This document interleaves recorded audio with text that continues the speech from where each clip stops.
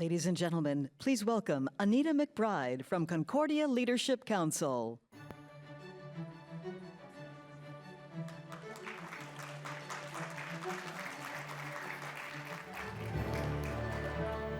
Wow, this is terrific. Good afternoon, everyone. Thank you for joining us for the opening of the 2025 Concordia Leadership Award. I've been a member of the Concordia community since its founding, and to see the growth of this organization over these past 15 years is so gratifying. What started as a bold idea by two young entrepreneurs who believed global forums should be action-oriented, multi-sector collaborations that turn vision into impact with innovative solutions and measurable results. From 120 participants in year one to almost 4,000 today, and more than 100 countries represented, Concordia is a global powerhouse catalyst for action everywhere. Concordia's growth and reputation is a testament to the leadership of Matthew Swift and Nicholas Logothetis. Matt and Nick are extraordinary entrepreneurs. As a proud member of Concordia's Leadership Council, I congratulate you both on this momentous milestone. So happy 15th anniversary to you, to the entire Concordia team, the community of supporters you have around the world that are advancing your vision. About 6 years ago, Matt and Nick came to the Leadership Council asking us to establish an award that would recognize global leaders across the public and private sectors, as well as civil society. People who have made transformative contributions in their fields and who inspire others through their proven ability to turn vision into impact. Each year, the process of evaluating nominees and selecting our honorees is a rigorous and a thoughtful one, reflecting the seriousness with which we approach this important recognition. As chair of the Leadership Awards Committee, I have the honor of overseeing our nomination and award process, working alongside an active group of committee members. We are proud that the Leadership Award has evolved into a core component of the Concordia Annual Summit. Our distinguished 2025 Concordia Leadership Awardees exemplify that transformative power of leadership and action.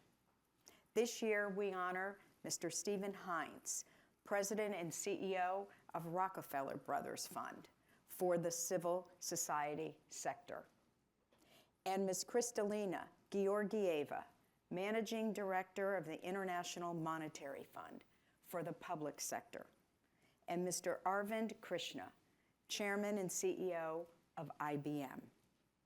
Together, these leaders represent the values at the heart of this award: collaboration, commitment, innovation, and a dedication to improving the world around us and build a better and prosperous future for all.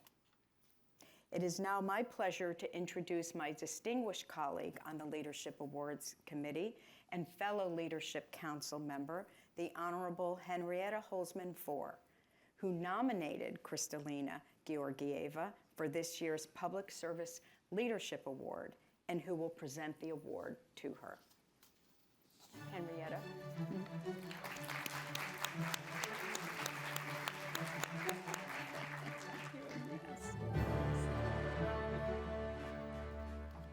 So welcome everyone, and thank you to Concordia for the privilege of presenting this award to an individual whose life and career embody integrity, dedication, and unwavering commitment to global progress.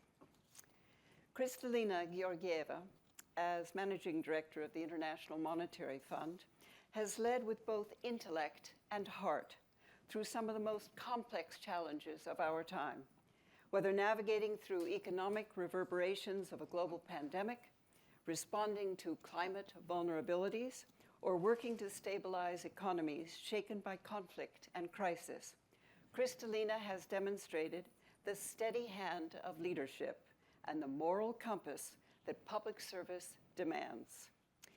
She is not only an economist of extraordinary talent, but also a unifier, bringing together the governments, institutions, and the private sector to chart a path towards stability and resilience. Her voice is one of clarity in uncertain times, reminding us that economic growth must be inclusive, that fiscal responsibility must go hand in hand with social responsibility, and that collaboration across borders is the best way forward. Kristalina's career, spanning the World Bank, the European Commission, and now the IMF, is a testament to the transformative power of public leadership when it is guided by both vision and values.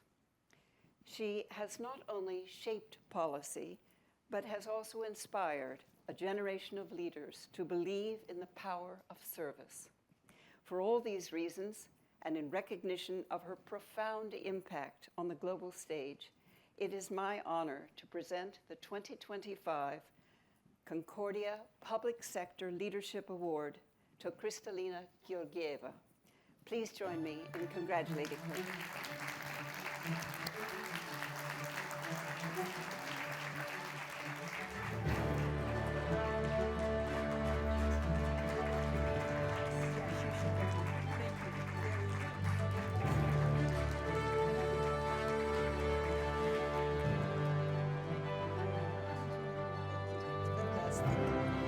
It is beautiful.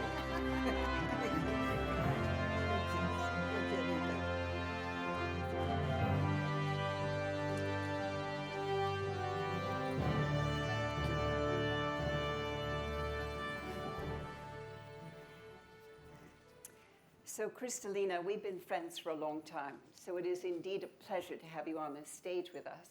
And we'd love to explore your thinking about leadership. So when you were a young girl just growing up, did Kristalina want to be the managing director of the IMF, or did you have other dreams and ideals?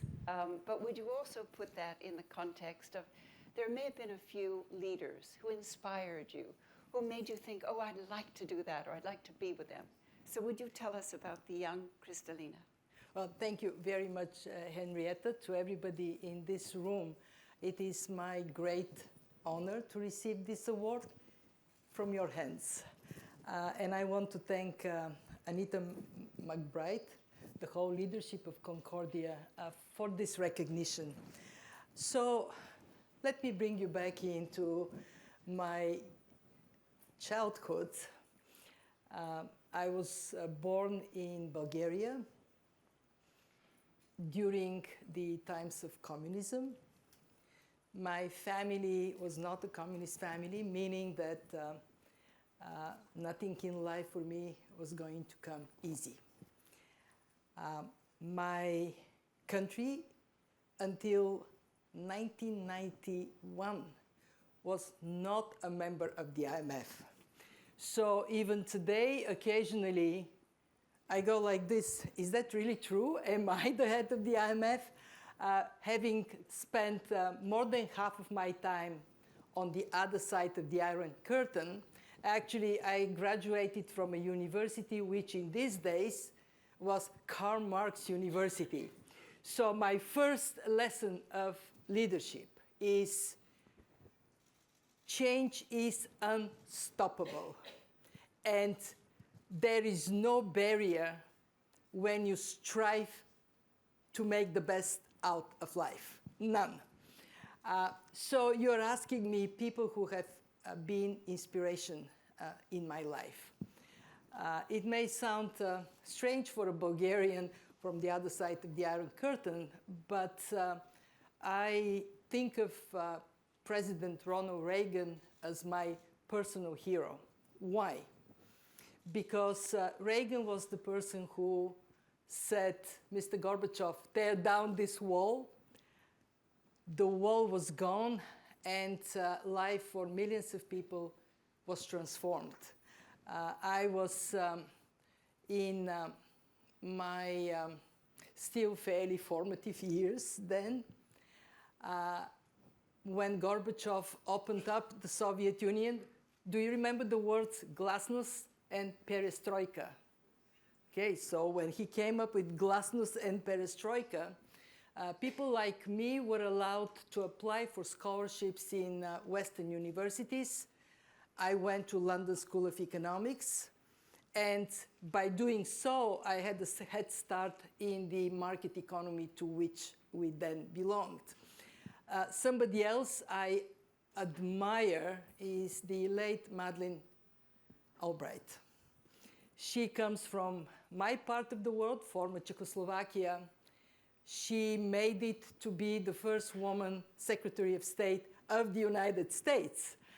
So when I think of people like this, who have this incredible capacity to touch the lives of people that have never met them, it makes me more committed to do my part to touch the lives of people, and do so knowing that if I don't do it, it may never get done.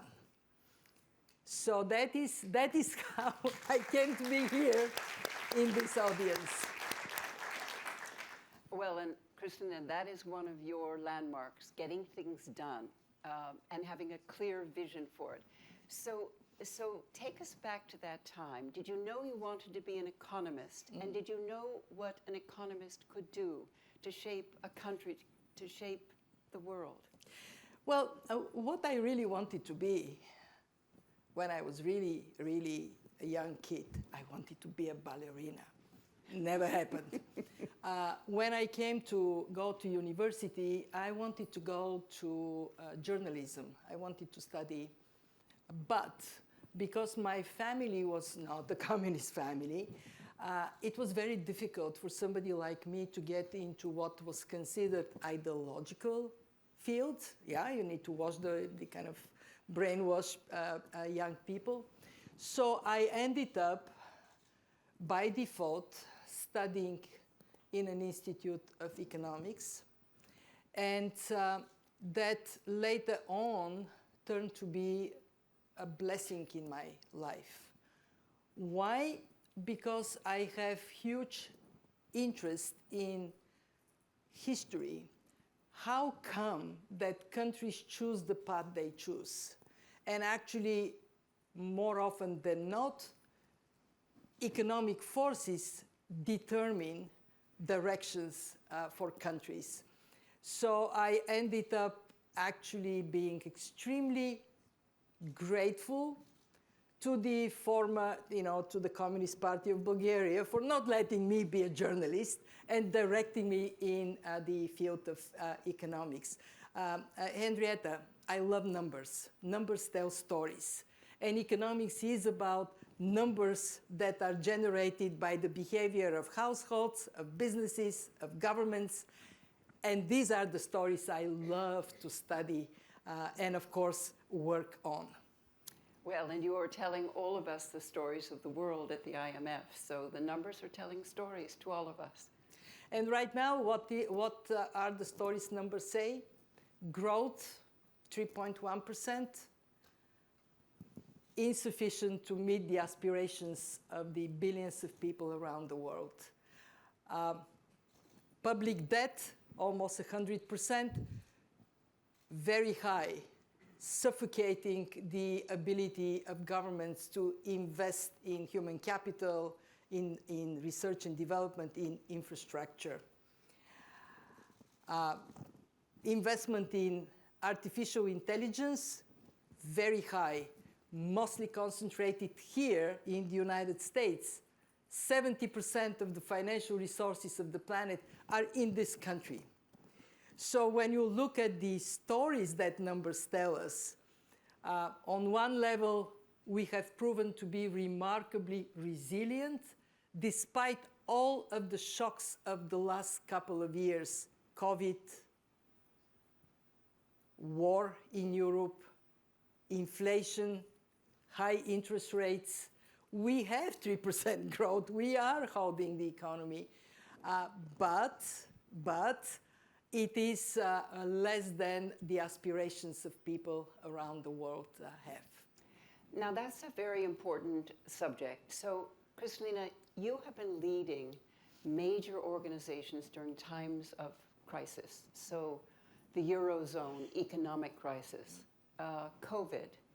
And there are some leadership principles that you have stayed with and looked at. What are they? You know what I learned over the last years, but also when I was Commissioner for Crisis Response in Europe, is that our world is changing very rapidly. And change is not linear. So very first principle is foresight. Do not expect that what you learned from the past you can apply entirely for the future. Second, you have to think about connecting many dots. And you cannot do it entirely on your own. Engaging with those you agree with, but also in particular with those you don't agree with.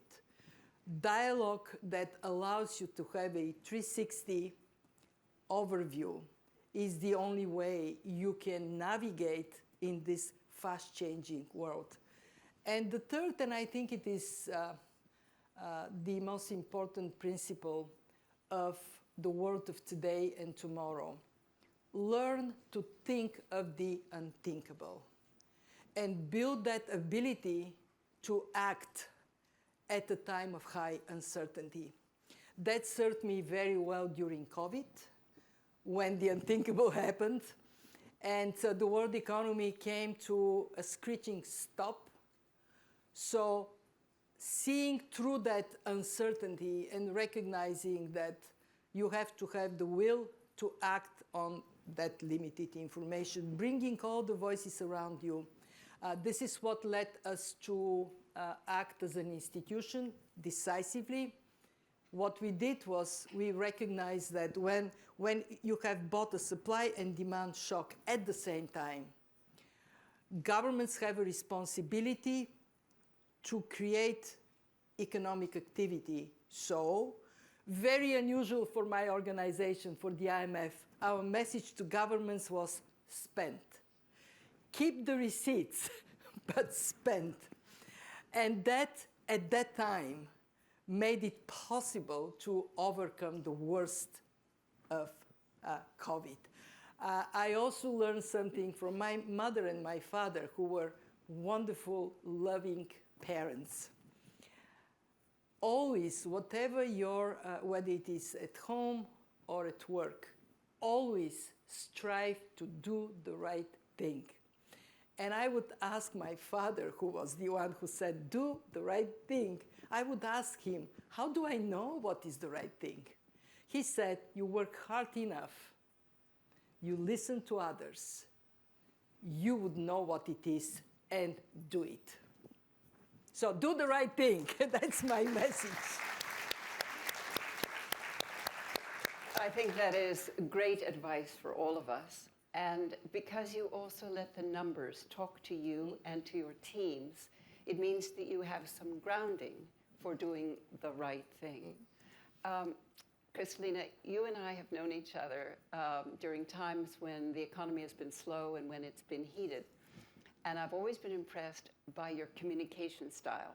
So sometimes you tell us to buckle up, and we're all listening to what Kristalina is saying. And then other times you're doing podcasts to your team, telling them what's going on at the World Bank and others.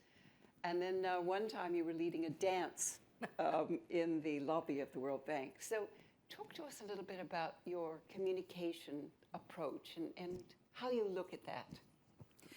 Well, it is hugely important when you talk about complicated matters to find a way to simplify what you say for everybody to understand.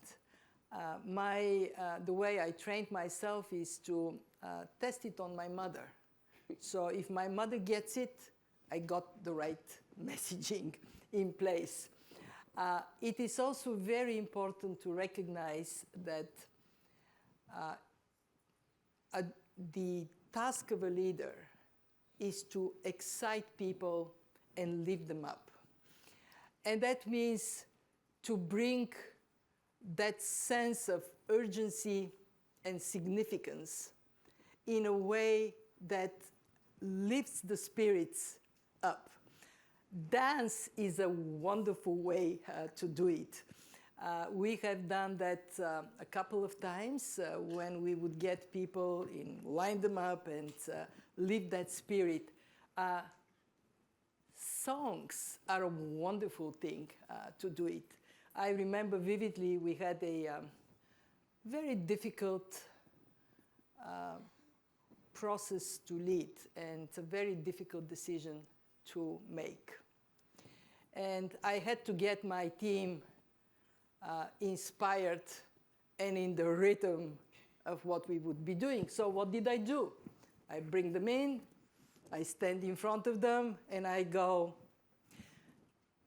we will rock you. Work like a champ. Well, Kristalina, that is how you do inspire your teams, which is great.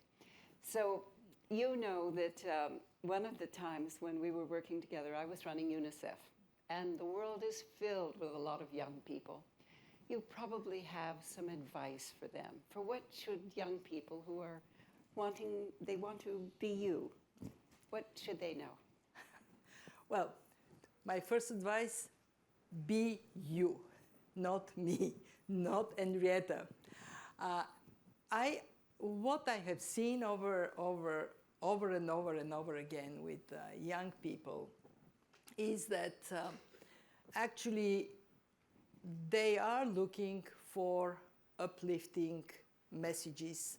They are not so thrilled when we come and we talk about the challenges and the tragedies. They want to hear, yes, we can do things together.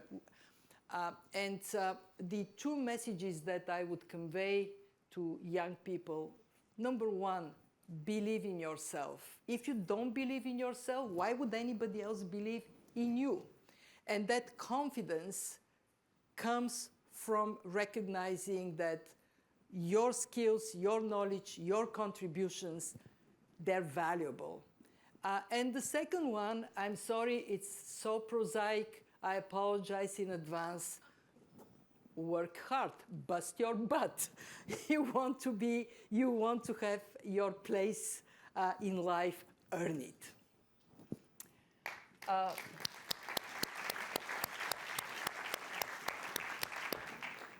So on those words that we better all earn it, we will all have to follow the leadership tenets for Kristalina. So please join me in thanking our 2025 awardee, Kristalina Georgieva. Thank you. Thank you very much. Thank you to the audience.